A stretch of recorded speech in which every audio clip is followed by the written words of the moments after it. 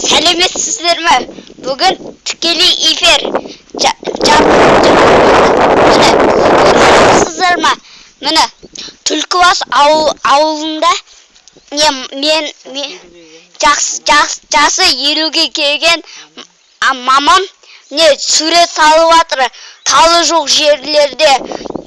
Ол ауырып жатыр.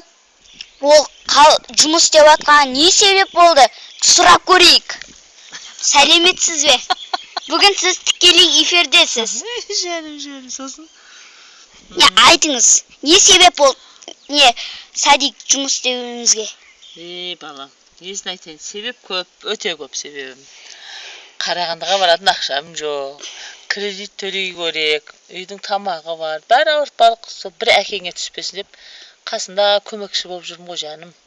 Папаңа көмектесейін, папаңа кім көмектеседі менен басқа? Папаңды уайымдап күнде сөйтіп жүргесін, қой қасына көмектесейін деп келген.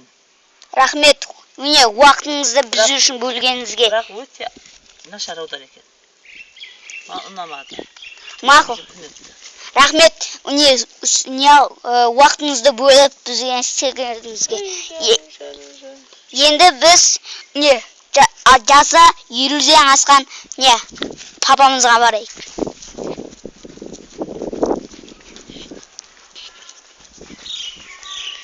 Міне, көріп жатсыздар ма?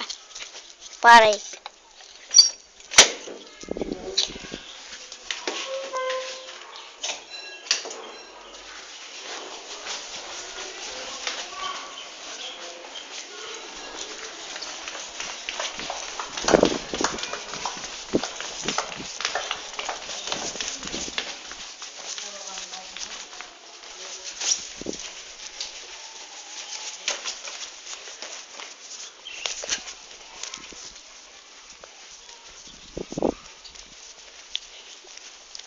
Сәлеметсіз бе?